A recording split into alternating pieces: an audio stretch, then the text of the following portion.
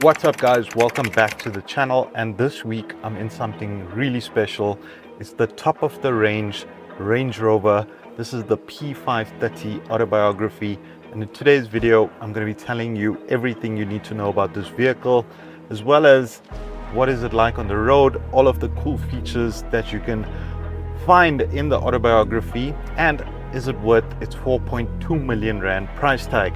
So let's get into it.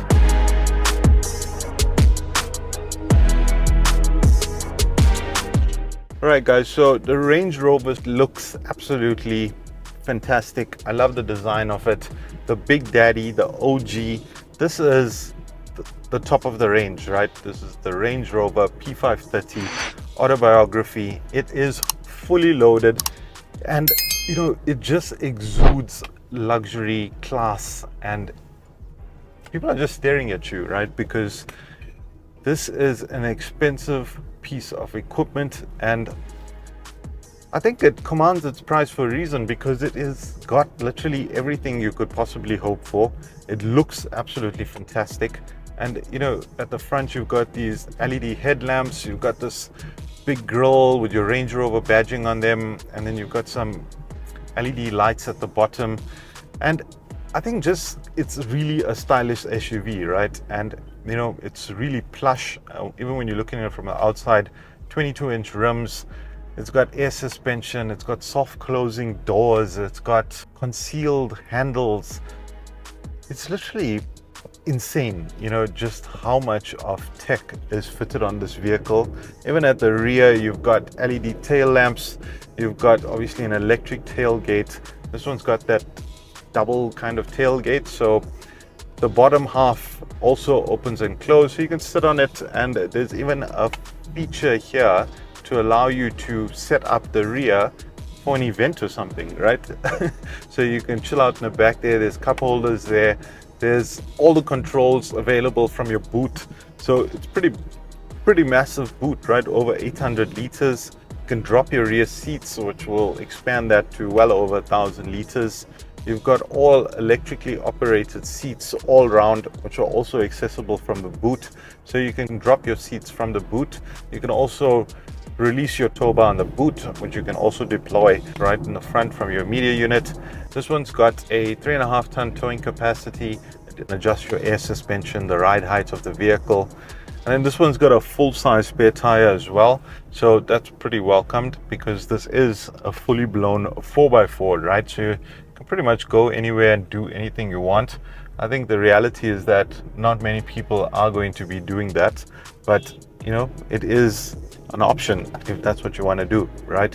Don't forget to like and subscribe to the channel if you're enjoying our videos, and most importantly, don't forget that Auto Advisor is a technology company in the automotive industry that's focused on getting our customers the best price on their next new car. All you got to do is head over to autoadvisor.co.za, inquire on any vehicle that you're interested in purchasing, and somebody from our team will get in touch with you, go out and negotiate on your behalf to get you the most competitive price on your next new car. And you can safely sit back at home and relax, knowing that our team is trying to get you the best deal from our national footprint of dealers across the country. You've got a spoiler with your brake light embedded in it, and then you've got this dual shark fin at the back, which has a camera in it and basically allows you to switch between your rearview mirror into a camera setting. So very cool, and you know, just a lot of cool stuff in this car, right? And you know, I recently had the Range Rover Sport, and I'll link up so you guys can watch that review, but I really enjoyed that vehicle as well. I think the key difference between this and that is obviously this one's a lot bigger. This one's the 4.4 liter twin turbo V8. So this one's petrol, the last one was diesel, and I still think I'm going to be leaning towards that D350 even in this Range Rover. You know, it's lovely that you get that noises, the V8 noises, but obviously the fuel consumption is, you know, drastically impacted, and it's partly because of that V8, right? It wants to be, it's quite throaty, and you know, the noise that comes out of it sounds really nice, but you know, I'm not buying this vehicle for speed, right? It's just, yes, I'm happy that there is some power available and, to do what I need to do, but I'm not buying it because it produces 390 kilowatts of power and it goes from 0 to 100 in 5 odd seconds. I mean, I'm buying it because it's just very premium SUV, right? It's very spacious, it's very comfortable, it's got all the bells and whistles. And I think if I had to buy this vehicle, I would definitely be choosing the D350 because I feel like that offers a really nice balance between performance and efficiency as opposed to, this petrol derivative. And this one is the mild hybrid as well. But, I haven't taken it on much on the highway, to be quite honest with you. I've just been running around in the city. So I haven't been able to bring the fuel consumption down at all. I've pretty much been stuck around that 17 odd liters fuel consumption. Big, powerful engine, that's nice. But, I highly encourage you to check out the D350 in the spec if that's what you're looking for, right? Because I really think that that's going to be the pick of the bunch for me in terms of power, efficiency, and still having the torque available. I think from a feature and specification point of view, this thing has literally every single thing you could possibly think of. The self-closing doors as well. I don't really use it much normally in some of the other cars, but this vehicle being so heavy, so the doors, you're like not banging them, you just close them, and even if they just slightly ajar, the door, they will close on their own, which is quite useful, right, when you're in such a big vehicle. I think it's some of the smaller vehicles like the sedans and stuff, this one, the doors are even so heavy. So when you're closing the door, having those self-closing doors is a nice little touch. And yeah, just takes away some of the additional work on your part, right?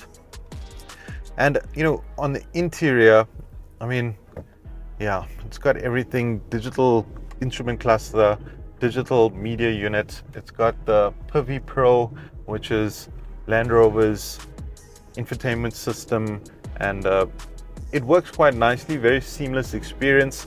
You've got everything that you could possibly want in here. So you've got all the safety assistance, the assisted driving features, lane keep assist, the active steering assist, adaptive cruise control. You've got everything, right?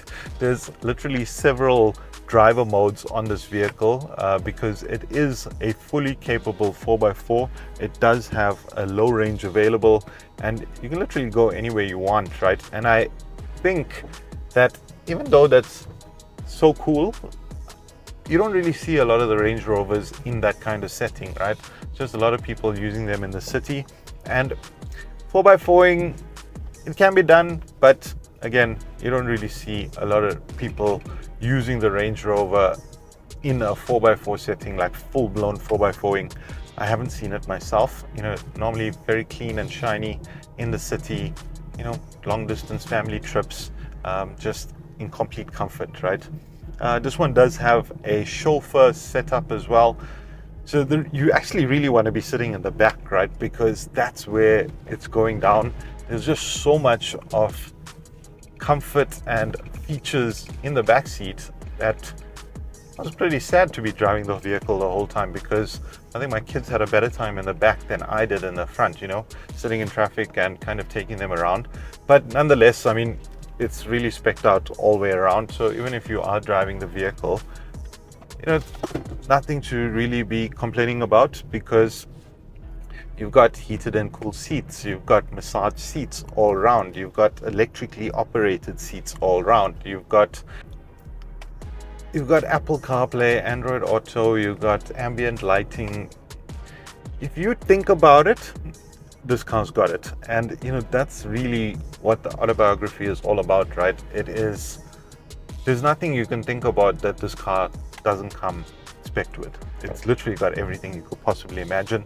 I think the air suspension and all that stuff, when you raise the height, it does go quite high, obviously for those 4x4ing. And then you can also set the ride access, etc. So when you're getting into the vehicle, making sure the vehicle is quite low, easy for you to get into the vehicle. This one doesn't have the sidebar running across the vehicle. I know in some of the Range Rovers it does kind of come out from under the vehicle to allow you to get in and out quite easily. So the vehicle is quite high, but you can adjust that ride height for convenience for getting in and out of the vehicle. But that, what is it, the sill, right, is pretty useful in my opinion, especially like with me. I've got kids. I know my son he really squirmed his way into the back, quite difficult for him, but yeah, they made it work, right? I think the seats are super comfortable. Obviously you've got this nice tan finish with this wood grain finishes along the interior, around the sides here, along the front of your cabin, and along the side of your dash as well. The Range Rover, and this if you watch the previous video, the build quality on this thing is really top notch. Every single thing that I've touched in this vehicle really feels premium, well put together, even along the sides here, the door panels all the way down. Everything feels extremely well put together. And I think this is where Land Rover really differentiate themselves, right? I think a lot of the brands nowadays, you will find a lot of like cheaper plastics, etc., even in some of the German brands. But I think Land Rover, literally, I've struggled to find anything that was of not premium and high quality, right? And yeah, I think that's something that's definitely worth noting. If you are in the market and you go and experience this vehicle for yourself, you'll start to appreciate that, this thing is built just a notch above what the Germans are offering. And yeah, I think it kind of sets the bar for itself, right? A notch above the rest, in my opinion. And obviously with its full-on 4x4 capability, that's something the Germans also don't do, right? So you got obviously full low range capability. You've got obviously, as I mentioned, I think several different driving modes: mud, rock crawl, freaking wade sensing, automatic, dynamic, and a whole host of different driver modes. You've got rear diff lock, so you've got 2 diff locks on this vehicle, and then this vehicle is pretty big, so it's 5.2 meters long, so quite a big vehicle, and it's 2.2 meters wide, right? You do get the 360-degree camera with all of its views, etc., which is really useful, but still, it can be quite tight. You're putting it into the corners, not into the corners, into the parking spaces, etc. It's also got park assist front and rear, so you can reverse out of a parking or you can park into a parking. The vehicle will do it for you. But I, being who I am, have not used those features. I have parked the vehicle myself. You've got massage seats in the front, which are super awesome. I've been using them quite frequently. You have like, I don't know, 12 different freaking massage modes, hot stone massages, and everything you can possibly think of. So yeah, damn, what a car, guys. I have to admit, this thing is absolutely insane. It is insane, and it is absolutely beautiful. The ride, and let's just talk about what it's like on the road. In terms of on the road, it's so silky smooth. It is absolutely soft. It just kind of sucks up the bumps really nicely. Air suspension, all that stuff. Even in those 22-inch rims, you don't really bother too much about it, to be honest with you, because the ride is not compromised at all, right? And yes, it has a dynamic mode, and you can kind of go into the corners and stuff. And I have, but with these bigger vehicles, I just don't feel super comfortable, doing high speeds in the corners with these vehicles. I'm sure they can, and they probably are built for that, but it just doesn't feel right to me. And yeah, I've done some corners at a little bit of some speed, but again, it just doesn't feel normal to me. All right, it's such a big vehicle, and I really believe this car is meant for cruising, the open roads, family focused, or if you got a driver chilling in the back, being chauffeured around the city. kids being picked up from school. I think all of these things are what come to mind in this Range Rover. Obviously, Meridian sound system as well.